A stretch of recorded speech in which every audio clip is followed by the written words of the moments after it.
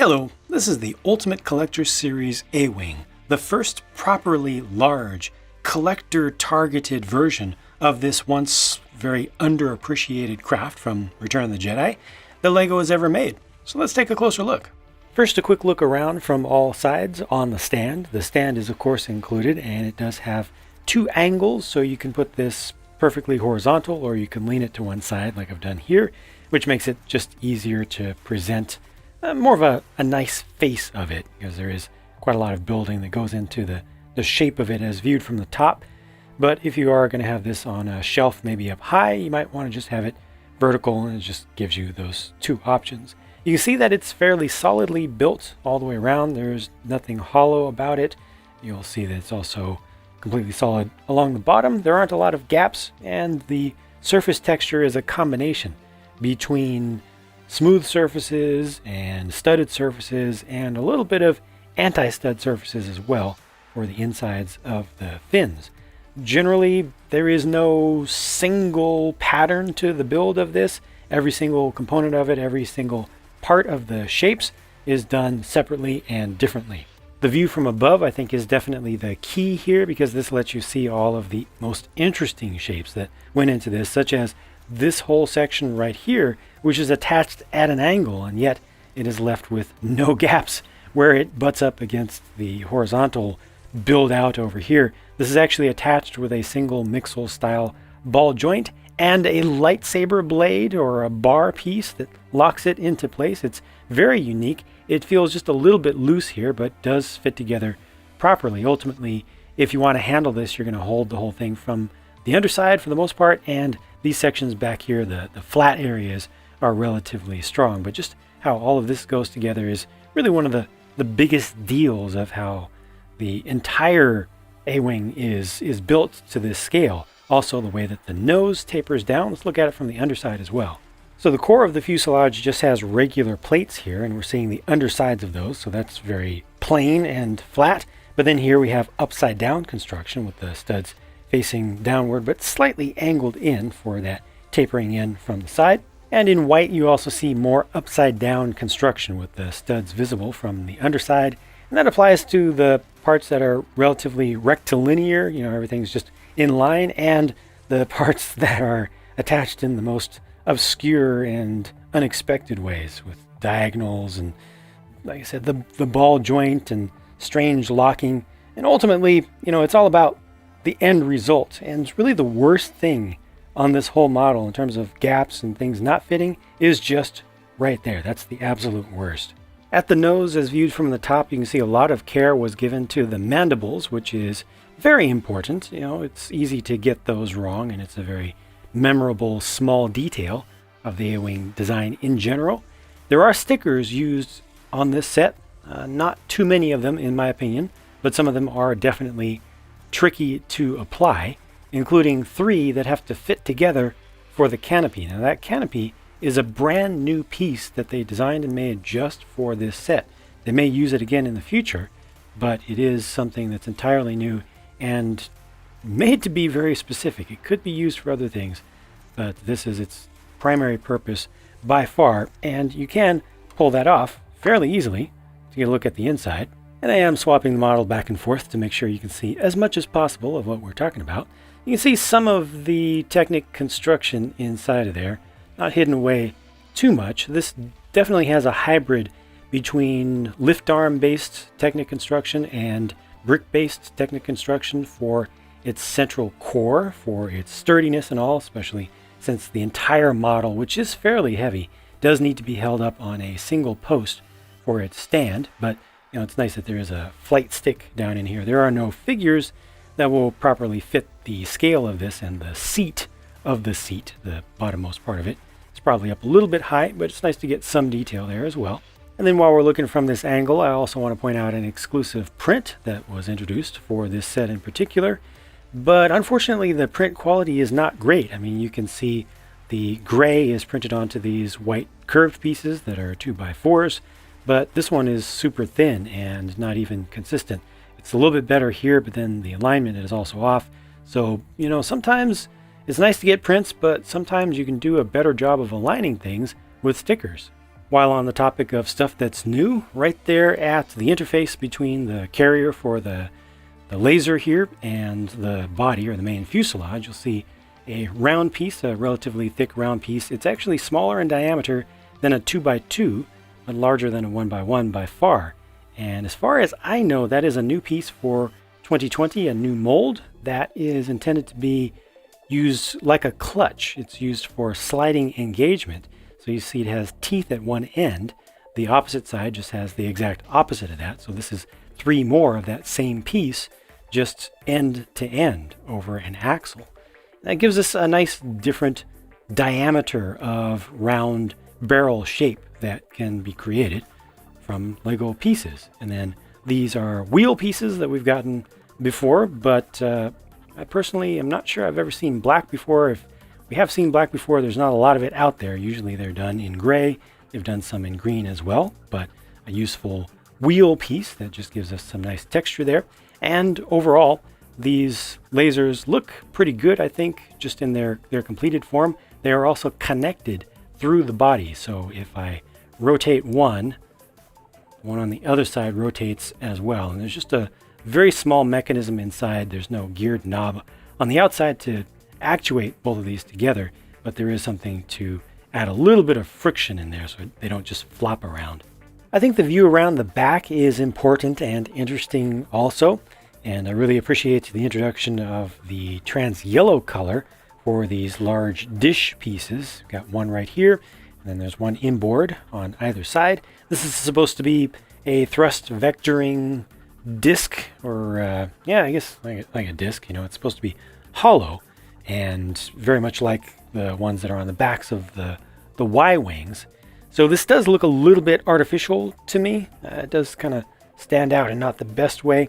I understand going for the yellow color just for the highlighting that was done in universe for those, but I think this should have been more hollowed out, just this rear portion. I understand that the issue here is that the same wheel piece was used for both, so that's not quite so feasible, but there's just something about that feels a little bit too solid, and I don't feel movement there. I almost feel like if they were going to have the engines on like this, there should have been some additional pieces coming out the back, maybe even transitioning to some trans orange, just to show a bit of a plume coming out the back and to suggest some movement.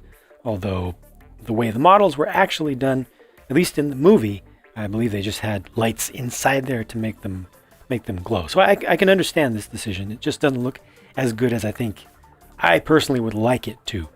The fins themselves, it's done in 2 completely separate pieces, top and bottom. They're not connected. There's actually even a gap right here that should be connected. There should be like a little joint in there where this part swivels. So that's an awkward gap to me. This should not just be kind of floating like it is.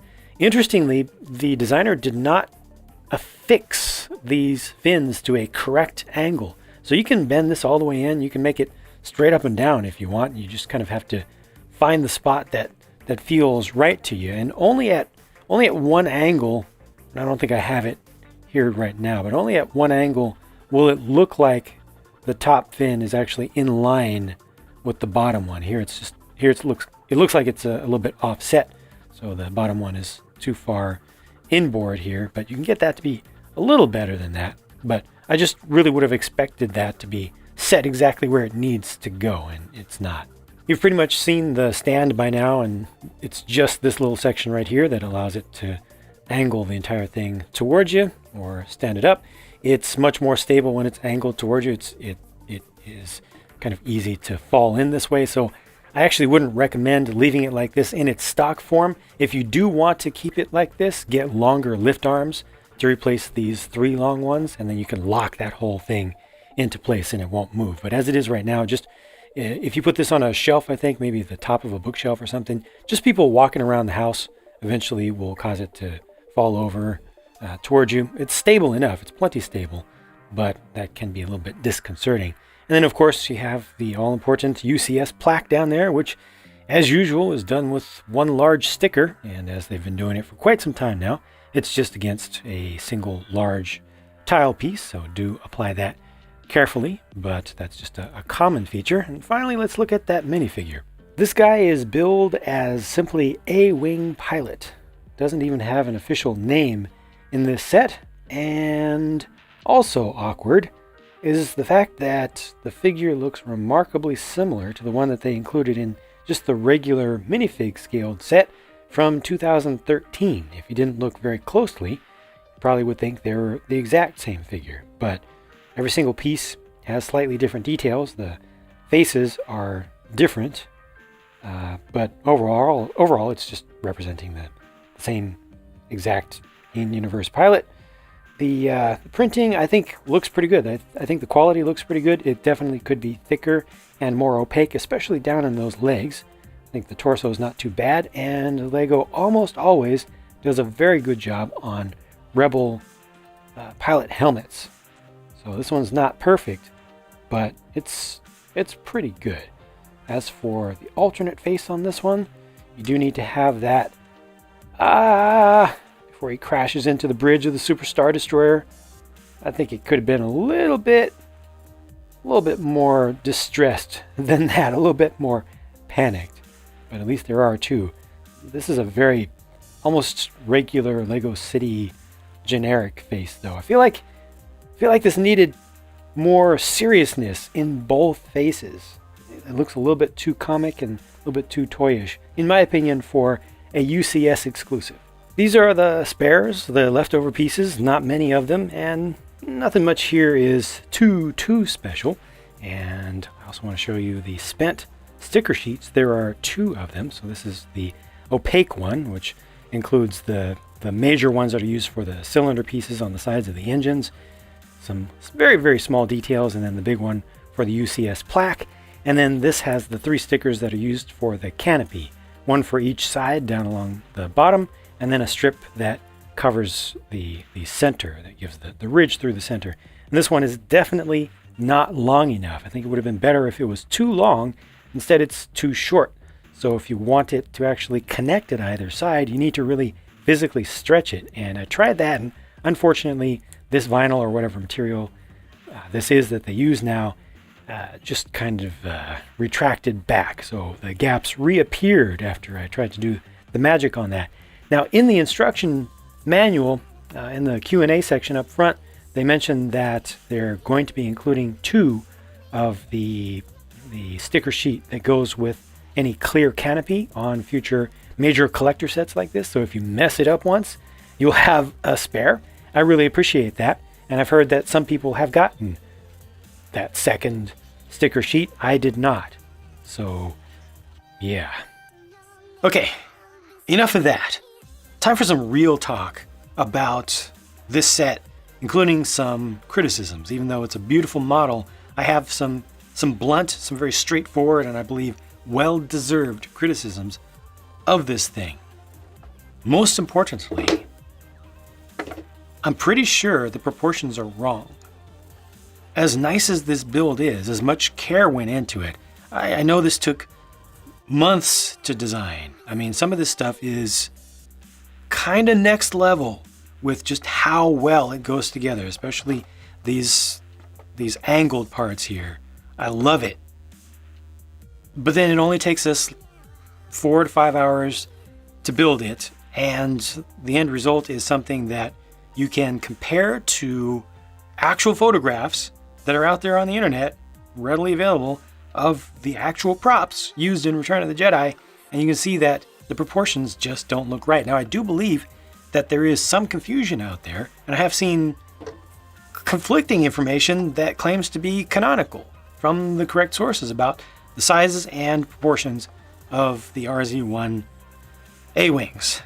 But just look at the models used for the movie, Return of the Jedi in particular. This is supposed to be the very one with its exact markings, the very one that slammed in to the bridge of the Super Star Destroyer. Just look at the pictures, and this nose should be much longer and much sleeker. The canopy, relative to the rest of the fuselage, should be much farther back and smaller. These fins should not be as long as they are. They should start farther back relative to the overall length of the thing. So all of this pretty much take everything above the shoulder line, take all of that back to the fins, back to about halfway in the fins, and just shrink that all down. Then you'll have something that looks more correct, I think.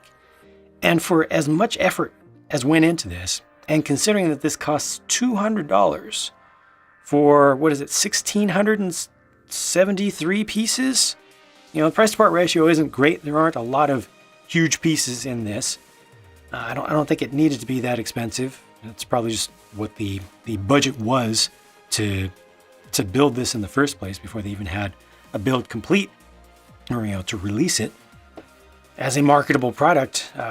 Given all that went into this and how much you have to pay for this, I honestly would have expected something that was a little bit closer to being movie correct. It's so important for something that is 100% for collectors and that had so much effort going into it, being the first ever UCS A-Wing, be correct. And I just feel that, as far as I can see, it is obviously not in easily correctable ways. People with the talent to do this could have done better, in my opinion. Could I have done better? No. I won't pretend that I could have, but critiquing something that was done by experts and that we have to pay a lot for, I think it's more than fair to say it should have been better. Now, that said, I still think it's a beautiful thing. The building techniques are fantastic. It's kind of a marvel. I love having a UCS A-Wing on the market at all that we can get. There are a lot of things here that are done very nicely, but it has more misses than I ever would have expected. The gaps back here, why are these fins not locked? That's weird. The gaps here are fine. Little things, that's fine. The canopy piece is a beautiful design. I really appreciate the fact that it has studs on the top and anti-studs on the bottom. Like it wasn't done as a 100% immutable part that could only ever be used as an A-Wing canopy. There are possibilities for it to be used again in the future for other things. That pilot figure is not that different from the 2013 one, so it will work for collectors and being something exclusive, but it's not that special. Its design is not a cut above just what is normal. So for the price, and for the price to part ratio, given the average part size that I see here, I'm not 100% satisfied with it. Oh yeah, the print quality for these little bits over here, that's not good. For a $200 collector's set, for it to be that far off, that's not good. I also encountered, again, some part color deviations, some of which are pretty noticeable, at least in regular lighting conditions, a little bit less so in here, but one of the plates that's used up front on one of the sides of the mandibles there is significantly and noticeably lighter and brighter. It's closer to a maraschino cherry red or a scarlet red compared to this dark, almost like blood red color, or darker than that.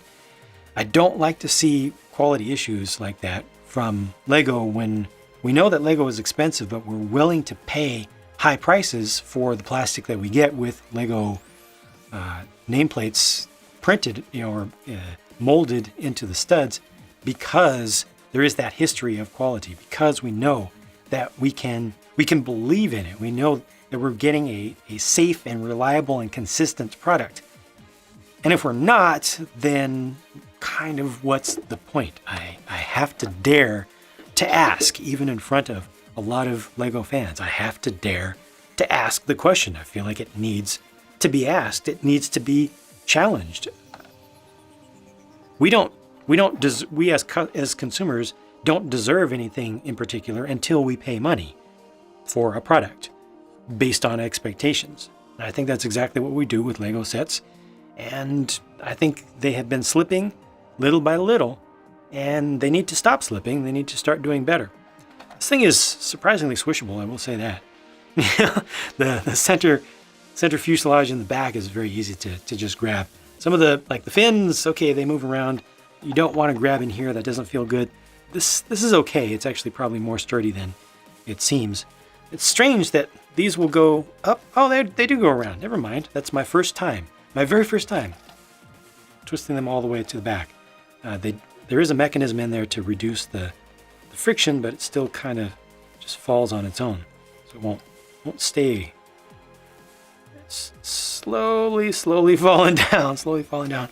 I like the new pieces that were used in there. There's a lot that I like about this, and I should go ahead and let it be known now that I am personally biased in favor of A-Wings in general. I have liked A-Wings for the longest time, since before A-Wings were liked, since back in the days when they were highly neglected and very few people gave any care or respect to them. Nowadays, with modern canon that's been added and expanded upon, there's a lot of A-Wing stuff out there that a lot of people like, but back in the day, nobody cared, I cared. So I was super happy to get this, super happy to see it. It's kind of biased in its favor a little bit, but I still see flaws. And maybe because I like the thing personally in universe, it made me a little bit more disappointed to get an expensive model that isn't quite right as I see it. Those are my honest thoughts about this. Take it or leave it. And don't let my personal opinions sway you. If you like what you see here, then by all means, enjoy it. Get joy out of life anywhere that you can, anywhere that you want to. But I'm here to give you a review, so I did. If you want to see the build for this, I recorded the build live. I did make a mistake along the way, and I call that out in the comments on the pure build video, but the speed build for this has that whole section of nonsense edited out. But either way, I do have, as usual, real-time build and speed build available if you just want to see the overall process of putting it together, which is pretty excellent, generally speaking, even though some end details have some issues. And I will get to work making more stuff, building more things, and bringing you more videos. So thank you very much for watching. Hope that this presented some interesting, useful information, or at least images and angles of this thing that help you to make your own decision. And I will talk to you again soon. Thanks for watching.